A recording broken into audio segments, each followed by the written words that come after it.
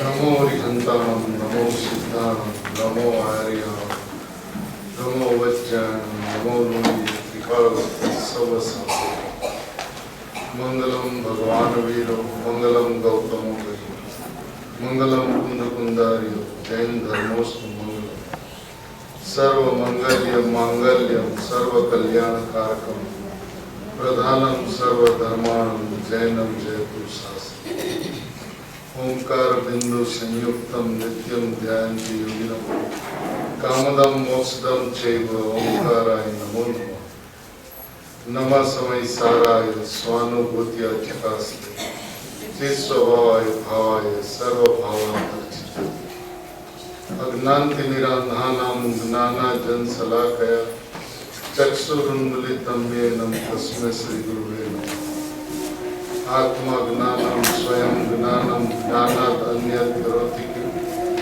परभावस्य कर्तात्मा मोहोऽयं व्यवहारः मंगलमय मंगलकरण वीतराग विज्ञान नमुता ही जाते भय हरिहंता धीमहि ओम नमः सिद्धेभ्यो नमः सिद्धेभ्यो नमः सिद्धेभ्यो।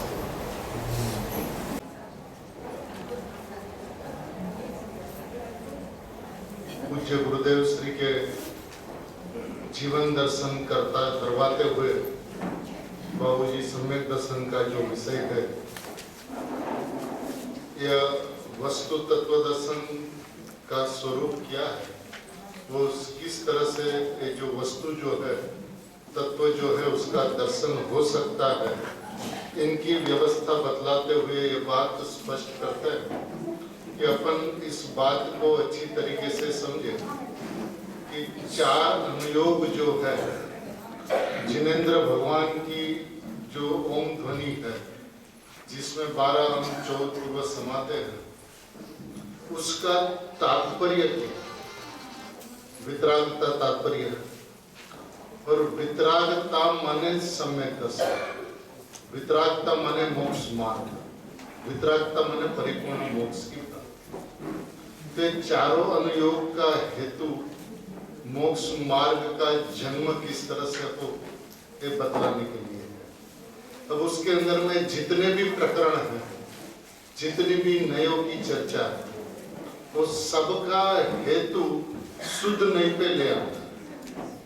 सारी की सारी बात अलग अलग सब्जेक्ट पे, अलग अलग एजेंडा पे, अलग अलग विश्लेषण जो कुछ भी किया गया है, उसका हेतु श्रद्धेय तत्व के ऊपर में जीव आवे और मैं परिपूर्ण परमात्मा तत्व हूँ ऐसा विश्वास करे, ये उनका हेतु है। तो सही में देखा जाए तो ये जो सम्यक दर्शन का विषय शुद्धात्मा जो है वो एक एजेंडा नहीं है, एक जिनागम का सार है, जिनवाणी का सार है। एक बात जहां पर गुरुदेव को सबको लाना है, जिस पद पर आकर जीव गुरु पंथिनी के रास्ते पे चलकर परिपूर्णता को प्राप्त कर सकता है, ऐसा यह विषय सम्यक दर्शन का श्रद्धेय तत्व जो है वो यह है कि श्रद्धेय के अंदर में सचमुच मैं के अलावा कुछ नहीं होता। मैं पना जहां पे स्थापित किया वो ही श्रद्धा का श्रद्धेय। अब वो गलत जगह पे हो तो उसका नाम मिथ्या दर्शन है, और अविपरीत जगह पे माने अपना जैसा त्रिकाल ध्रुव स्वभाव है वहां पर हो तो उसका नाम सम्यक दर्शन।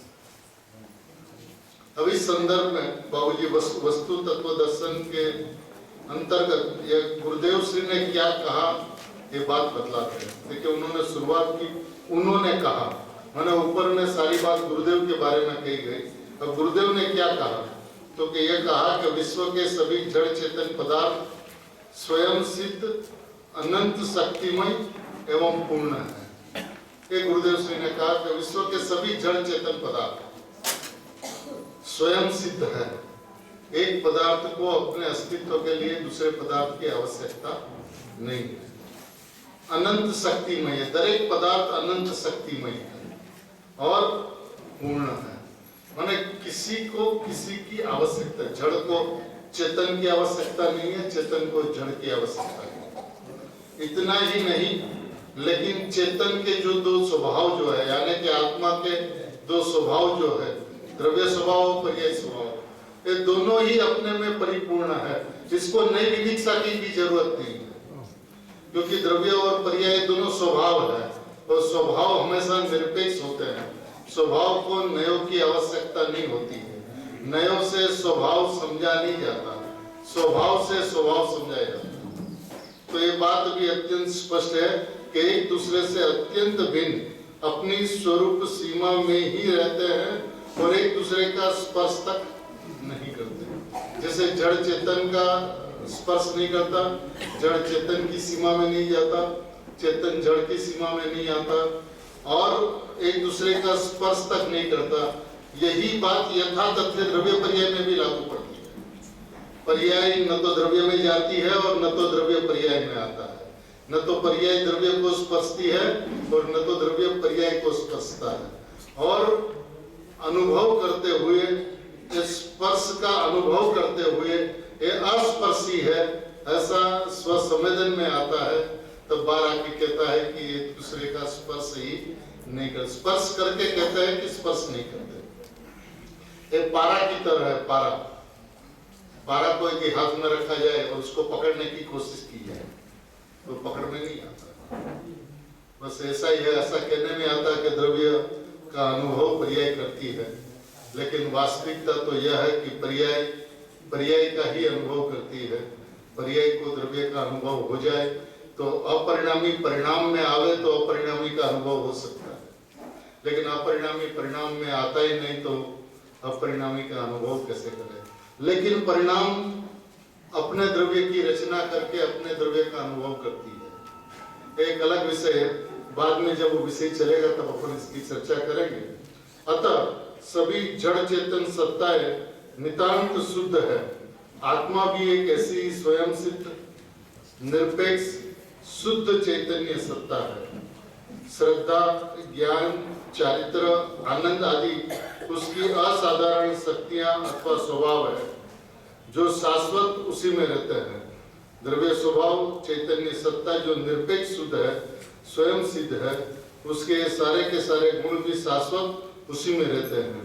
वह अपने में परिपूर्ण एवं अन्य से अत्यंत भिन्न है।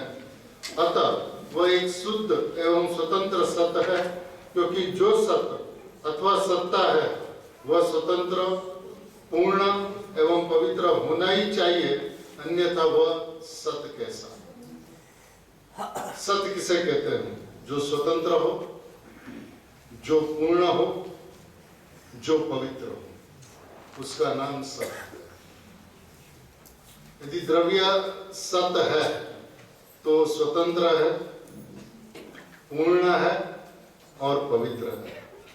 पर्याय भी एक समय का सत्य है तो स्वतंत्र है, तत्समय की पूर्ण योग्यता लेकर परिणमती है, उसको किसी से किसी प्रकार का आदान प्रदान होता नहीं है, उस पर्याय का कोई संप्रदान, अपादान, अधिकरण, आधार कोई होता नहीं है, और वो पर्याय भी पवित्र है।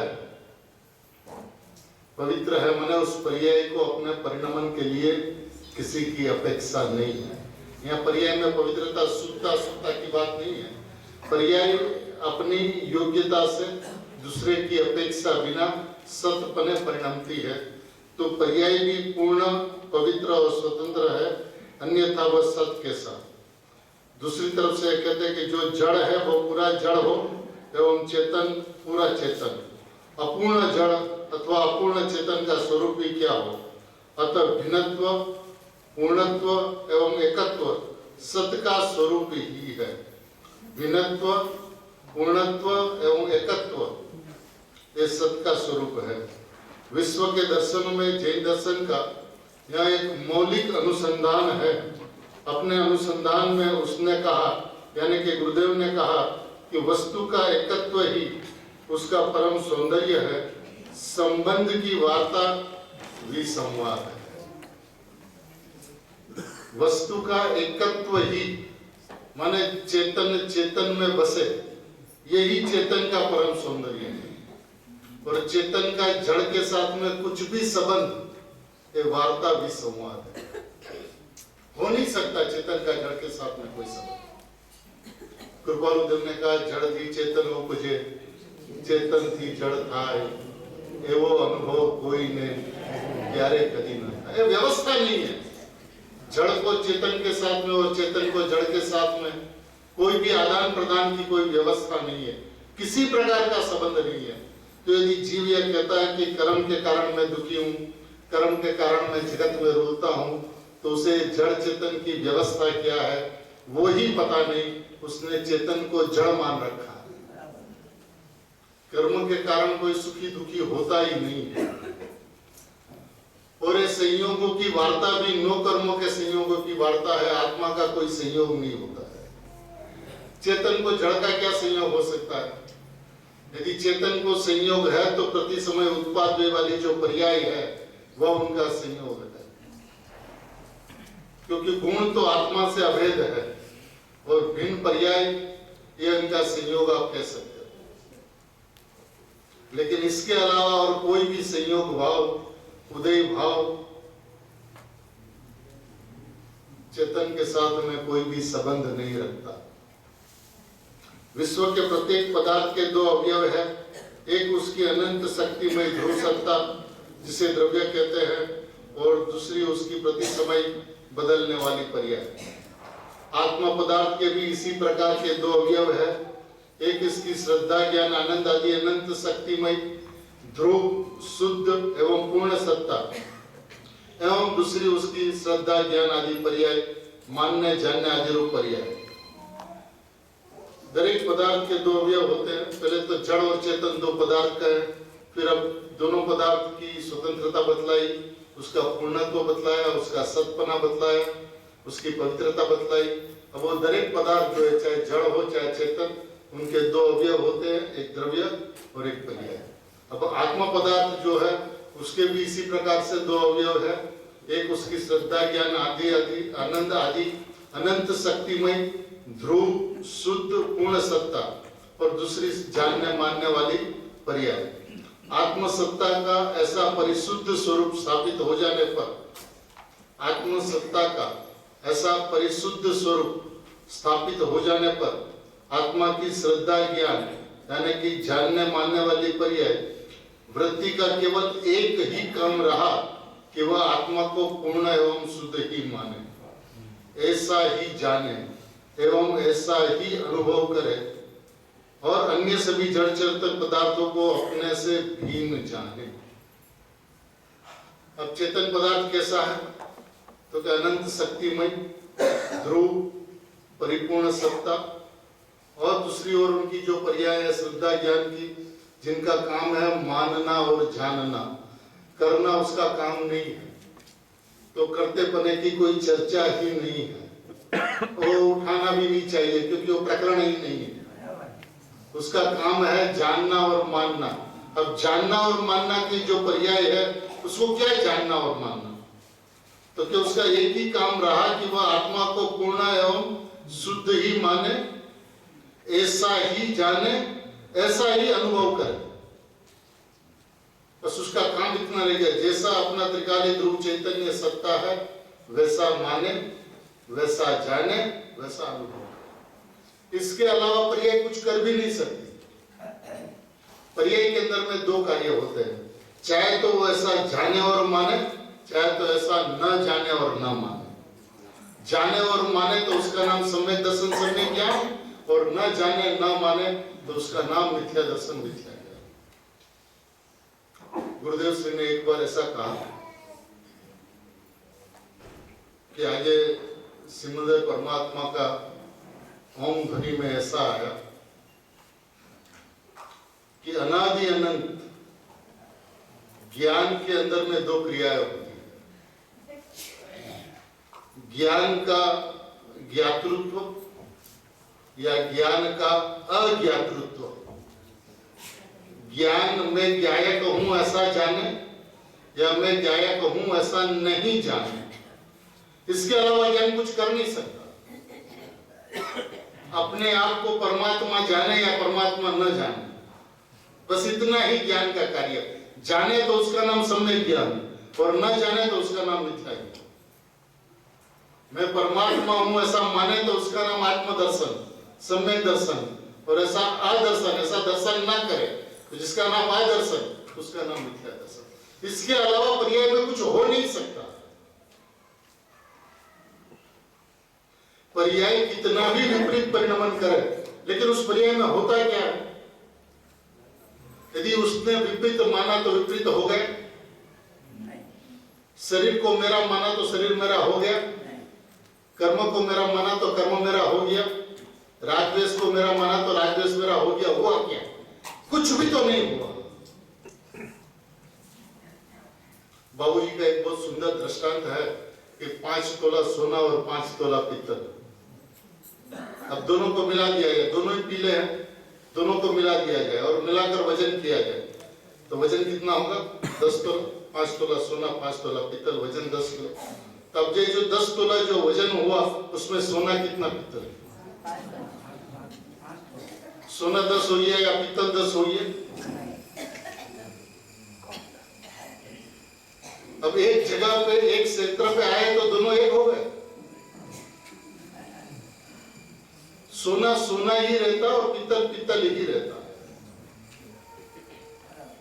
कुछ होता ही नहीं है, आता जाता ही नहीं हो, माने कुछ भी।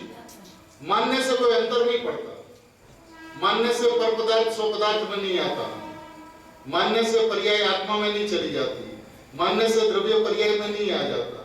माने कुछ भी, मानने के लिए स्वाधीन सत्य है, अपनी योग्यता से परिणमती है, उसको परिणमाने वाला इस विश्व में कोई नहीं है। तो उसका कार्य तो है केवल उसकी वृत्ति का केवल एक ही काम रहा, एक ही काम। देखिए आप पढ़िए अंदर में, वृत्ति का केवल एक ही काम रहा कि वह आत्मा को पूर्ण एवं शुद्ध ही माने, ऐसा ही जाने, ऐसा ही अनुभव करे एवं अन्य सभी जड़ चेतन पदार्थों को अपने से भिन्न जाने। किंतु आत्मा की इस वृत्ति में सदा से ही यह अज्ञान एवं अविश्वास रहा कि उसने अपने को शुद्ध एवं पूर्ण माना ही नहीं। अतएव अपनी पड़ोसी देहादी सत्ताओं में ही मुक्त रहे, उन्हीं में अहम किया एवं उन्हीं में लीनता। पर सत्ताओं के अहम की यह वृत्ति महान व्यभिचारिणी है, क्योंकि इसमें विश्व की अनंत सत्ताओं को अपने अधिकार में लेकर उनमें रमण करने की चेष्टा है। अतः विश्व की सर्वत्र, विश्व की स्वतंत्र एवं सुंदर व्यवस्थाओं को समाप्त कर देने की यह हरकत विश्व का सर्व महान अपराध हुआ और इसकी दंड व्यवस्था में निगोद फलित हुआ। सीधी सी बात है, एक और एक दो। आपने एक जड़ पदार्थ के अंदर में अहम किया तो आपका अभिप्राय एक जड़ पदार्थ में अहम नहीं है, अनंत जड़ पदार्थ का अहम है।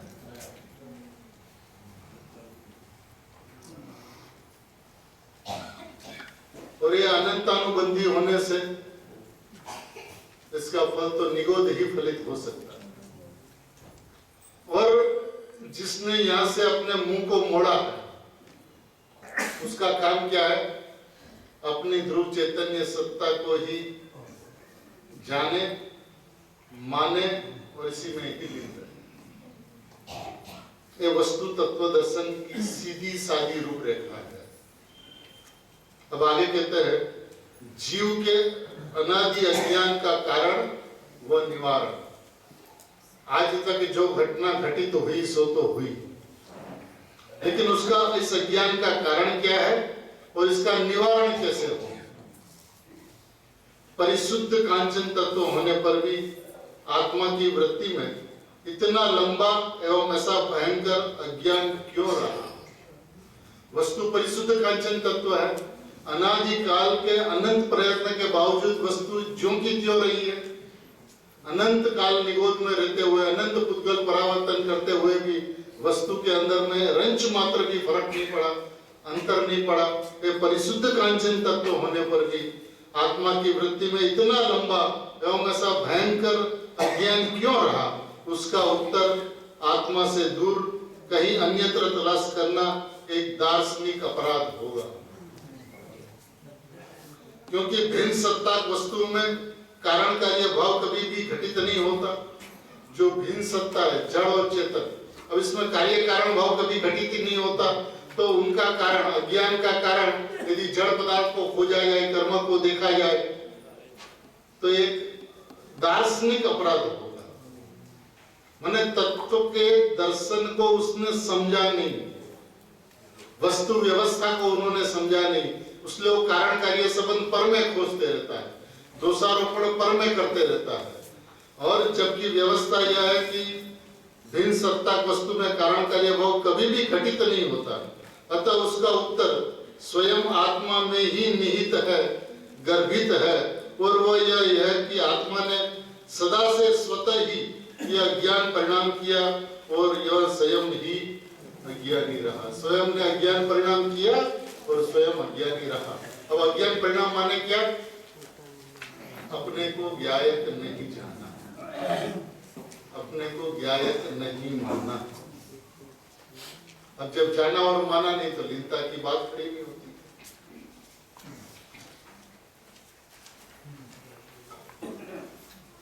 फिर बाबूजी एक दृष्टांत देते हैं कि जैसे एक लौकिक प्रश्न है कि महान बलशाली पराक्रमी एवं अतुल वैभव संपन्न एक सम्राट की महारानी दरिद्री महावत पर मुग्ध क्यों हो गई? उसका कारण यदि हम महावत को माने तो सम्राट तो उससे कहीं बहुत अधिक है, फिर महावत का मोह कैसा? अतः पूर्ण अनुसंधान के बाद हमारा अंतिम समाधान यही होगा कि यह तो महारानी की अपनी स्वाधीन परिणति ही है। इसके मनोविकार का कारण भी अत्यंत पर निरपेक्ष ही है। कथन में कर्मोदय आदि की सापेक्षता आ जाती है, किंतु भाव तो निरपेक्ष ही रहता है। कथन में कुछ भी आ जाए, व्यवस्था ऐसी नहीं होती, व्यवस्था तो निरपेक्ष ही रहती है। क्योंकि यदि कोई दूसरा आत्मा को अज्ञानी बनावे तो कोई ज्ञानी भी बना सकेगा और पुनः कोई अज्ञानी बना देगा, तो किसी के हाथ की कठपुतली रह जाए, तो ऐसा नहीं हो सकता। इस प्रकार आत्मा किसी के हाथ की कठपुतली मात्र रह जाएगा और उसके बंध मोक्ष के सभी अधिकार छीन जाएंगे, और यह तो एक मखौल ही होगा, यह एक मजाक ही होगा। फिर एक प्रश्न यह कि इतने लंबे एवं जटिल अज्ञान का अंत कैसे हो?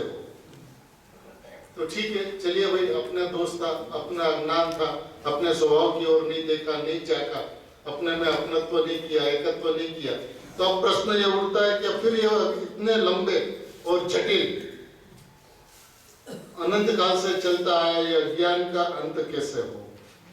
तो यह प्रश्न स्वयं ही अपना उत्तर है। अज्ञान का अंत कैसे हो? ज्ञान में इस सबल विचार का उत्पाद ही अज्ञान का प्राणांतक है।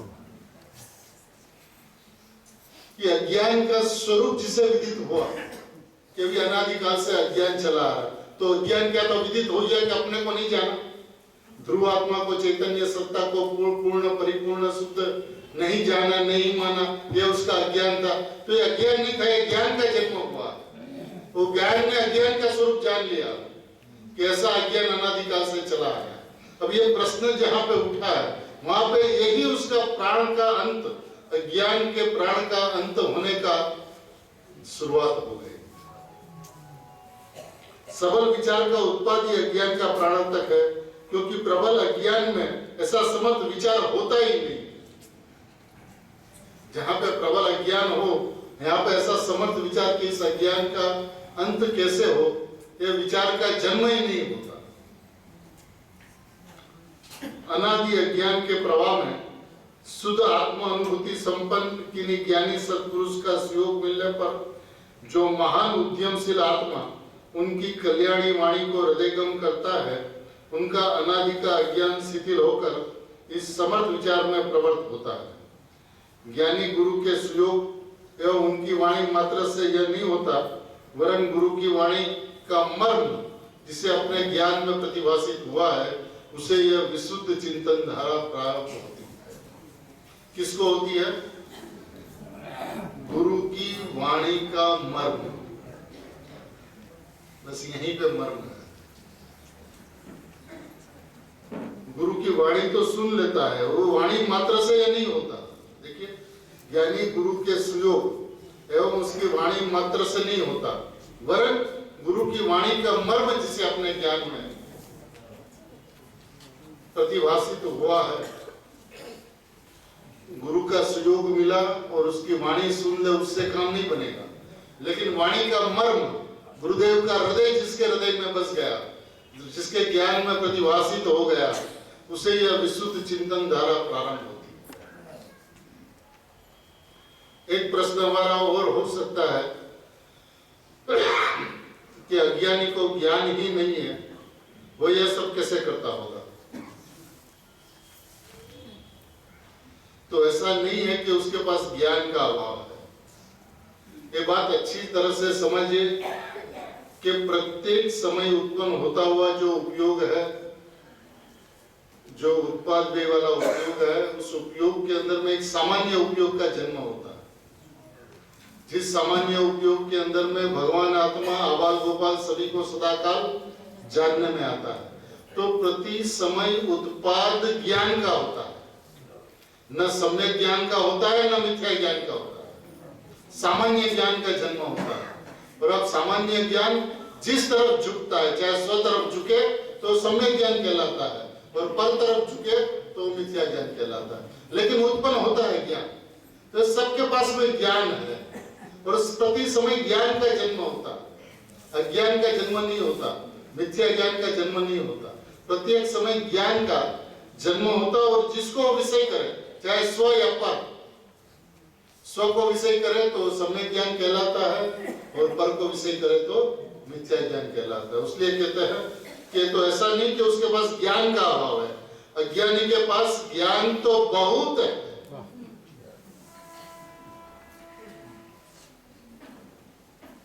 किंतु पर सत्तासक्ति के कारण, पर सत्ता की आसक्ति के कारण उसके ज्ञान का सूक्ष्माति सूक्ष्म व्यवसाय भी पर में ही होता है। ज्ञान तो उसके पास भी बहुत है। अज्ञानी के पास भी ज्ञान का उत्पाद होता है, अज्ञान का उत्पाद नहीं होता। अब ज्ञान जिस तरफ मुड़ता है, जिसको विषय बनाता है, वो विषय भेद से सम्यक ज्ञान या मिथ्या ज्ञान ऐसा नाम को पाता है।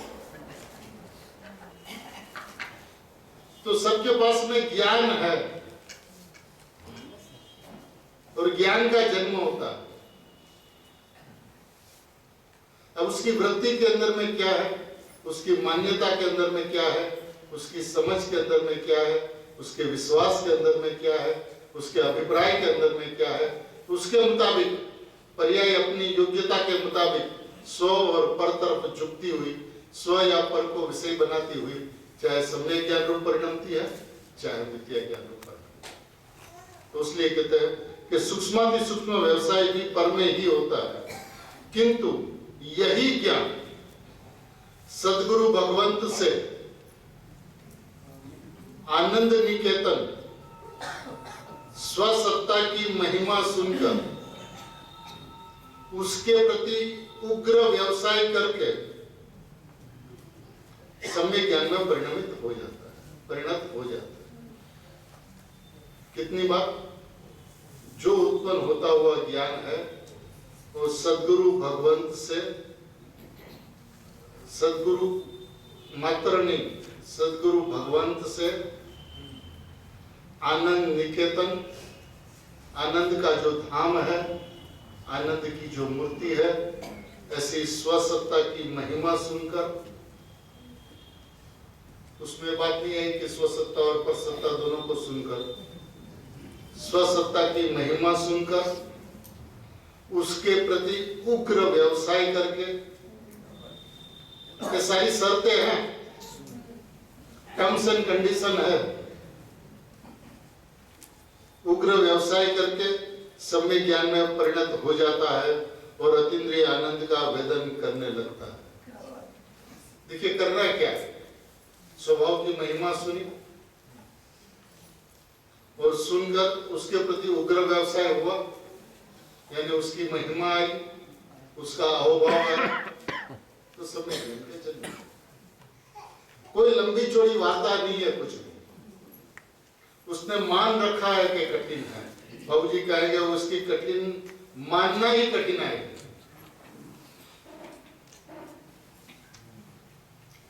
अज्ञानी के ज्ञान का यह ज्ञात्मक प्रश्न कि अज्ञान का अंत कैसे हो, अज्ञानी के ज्ञान का यह ज्ञात्मक प्रश्न कि अज्ञान का अंत कैसे हो, अज्ञान का अंत कैसे हो, ये प्रश्न कहाँ होता है? ज्ञान में होता है, अज्ञान में नहीं होता। कि ज्ञान ने अज्ञान का स्वरूप जान लिया। ज्ञान ने क्या जाना कि मैंने अपने में अपनापन नहीं किया, मैंने ज्ञायक को अपना नहीं जाना, ज्ञायक को अपना नहीं माना, ये मेरा अज्ञान था। तो ये मेरा अज्ञान था, ऐसा ज्ञान ने जाना। तो ये ज्ञान का ये प्रश्न कि अज्ञान का अंत कैसे हो, ये अज्ञान को एक खुली चुनौती है। इस प्रश्न में अज्ञानी को अज्ञान का स्वरूप विदित हो चुका है, विदित हो चुका कि अज्ञान का स्वरूप क्या है। देखिए उसने पर को जाना, पर को तो जाना ही नहीं कहते गुरुदेव, जान सकता ही नहीं। अपने ज्ञान के अंदर में क्या होता है, मानता है कि पर को जाना, पर को तो जान ही नहीं सकता। ज्ञेय का ज्ञान होता ही नहीं। ज्ञेय की सापेक्षता में ज्ञेयाकार कहा गया, लेकिन ज्ञान ज्ञेयाकार होता ही नहीं। ज्ञान का स्वरूप तो समझता है, ज्ञान की व्यवस्था क्या है, ज्ञान का स्वभाव क्या है। ज्ञान के अंदर में जो कुछ भी रचना रची गई वो ज्ञान की रचना है ना, ज्ञेय की रचना। अब जो ज्ञान की रचना है तो ज्ञानाकार है, ज्ञेयाकार कहाँ है? ज्ञेय की सापेक्षता में, निमित्त में, बाहर में, संयोग में, उदय में क्या है, उसको बतलाने के लिए ज्ञेयाकार कहा गया। लेकिन वो है नहीं ज्ञेयाकार, है तो ज्ञानाकार। और सही में देखा जाए तो ज्ञान का ज्ञानाकार भी नहीं होता, ज्ञान होता है। और ज्ञान सो आत्मा, तो ज्ञान नहीं होता, आत्मा होता है। अब उस ज्ञान ने आत्मा को नहीं जाना, इसका नाम अज्ञान।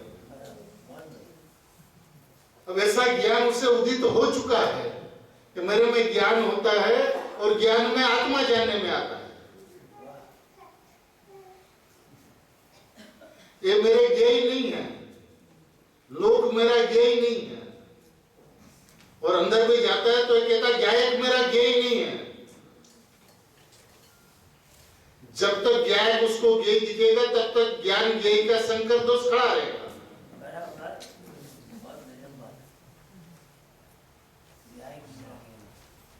ज्ञायक मेरा ज्ञेय तो ज्ञेय दूसरा रह गया ना, और जानने वाला दूसरा रह गया, तो बैठा पर्याय में, तो द्रव्य का ज्ञान कैसे होगा? ज्ञान सो आत्मा, ज्ञान सो आत्मा। तो उस ज्ञान के अंदर में ज्ञान गुण नहीं दिखता, तो ज्ञान के अंदर में अभेद आत्मा दिखता है। जहां अभेद आत्मा दिखा तो ज्ञान में विदित हो गया को हो, इस आत्मा को मैंने अपना नहीं जाना। तो क्या होता है? उग्र व्यवसाय होता है स्वभाव की तरफ। मैं परमात्मा, मैं परिपूर्ण शुद्ध चैतन्य तत्व, मैं परिकांचन शुद्ध तत्व, ये बात कहते हैं। स्वरूप विदित हो चुका है। अब वह समझने लगा है कि मेरी चैतन्य सत्ता तो अनादि अनंत पूर्ण ध्रुव अक्षयानंद स्वरूप एवं सर्व संबंध विहीन है, और मेरी ही वृत्ति ने उसे नश्वर, अपूर्ण, दुखी, अज्ञानी एवं पराधीन कल्पित किया है।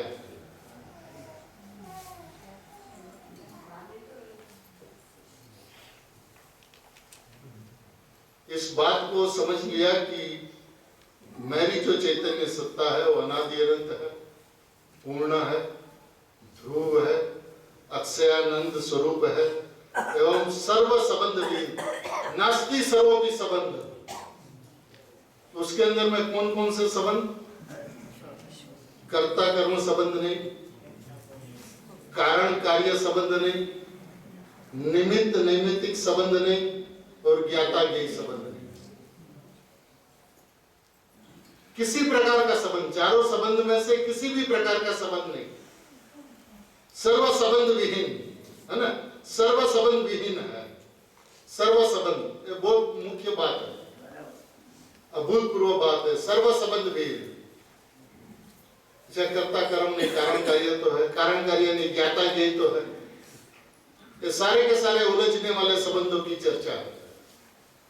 गुरुदेव श्री कहा करते थे कि हम जब अपने अंदर में जाते हैं तो हमें हमारी पर्याय नहीं दिखती, हमारा द्रव्य दिखता है, और जब बाहर आते हैं तो आपकी पर्याय नहीं दिखती, आपका द्रव्य दिखता है। तो ये वस्तु के वैभव को देखने का जो विधान जो वो इतना अलौकिक है, इतना अद्भुत है कि जिसके अंदर में उपादान उपादान उपादान उपादान उपादान के अलावा कुछ दिखता ही नहीं। यहाँ निमित्त की ओर देखे तो निमित्तिक भाव का जन्म हो, और नैमित्तिक भाव हो तो उसका निमित्त नाम पड़े ना। भगवान की ओर देखे तो भगवान की भक्ति का राग हो तो उस राग को नैमित्तिक भाव कहकर भगवान को निमित्त कहा गया। लेकिन अब निमित्त नैमित्तिक संबंध ही नहीं रहा।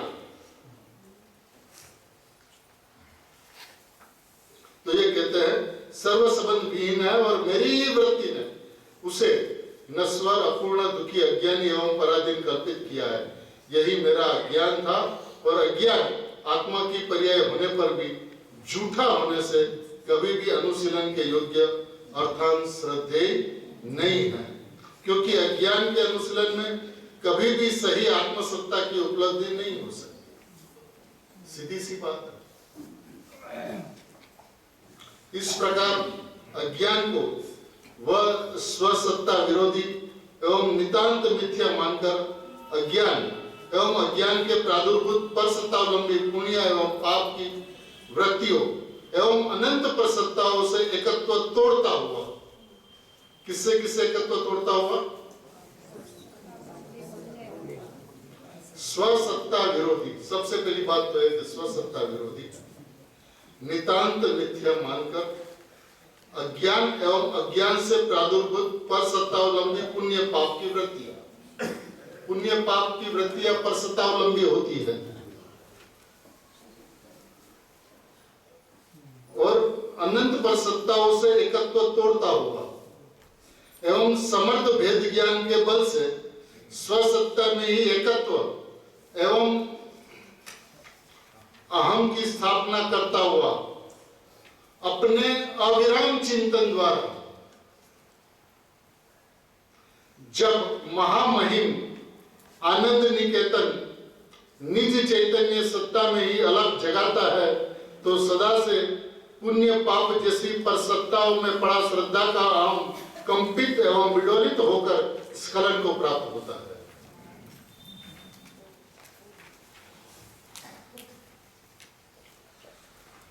करना क्या होगा?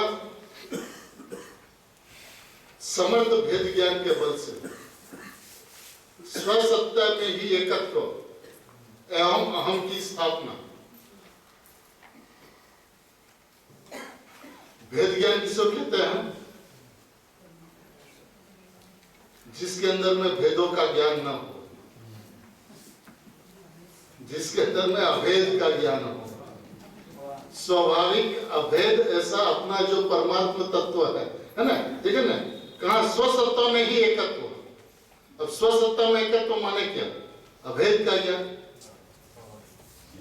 जो त्रिकाली अनादि अनंत स्वाभाविक अभेद है उसमें एकत्व एवं अहम की स्थापना करता हुआ अपने अविराम चिंतन द्वारा जब महामहिम आनंद निकेतन निज चैतन्य सत्ता में ही अलग जगाता है, तो सदा से पुण्य पाप जैसी परसत्ताओं में बड़ा श्रद्धा का अहम कंपित एवं विडोलित होकर स्खलन को प्राप्त होता है और लौटकर अपनी ध्रुव अक्षय सत्ता में ही अहमशील होता है। वहां से लौट जाता पर सत्ता से, और स्वसत्ता जो है अपनी ध्रुव अक्षय सत्ता जो है चैतन्य परिपूर्ण सत्ता जो है उसके अंदर में अहमशील होता है। स्वरूप के अहम में धारावाहिक सक्रिय इस गौरवमय वृत्ति को ही सम्यक दर्शन कहते हैं। एक गौरवमय गाथा है अपने स्वभाव की, विधान है वस्तु पे कैसे प्रसरित होना, कैसे जम जाना, कैसे रम जाना, उसका जो विधान है, सरलतम विधान, सुंदरतम विधान, गौरवमय विधान, कितने सरल शब्दों में, कितनी सरल भाषा के अंदर में अपनी स्वसत्ता में अहम करता हुआ महामयी पदार्थ आनंद निकेतन के अलग जगाता हुआ, धुन जगाता हुआ, हस्ती की मस्ती में मस्त रहता हुआ,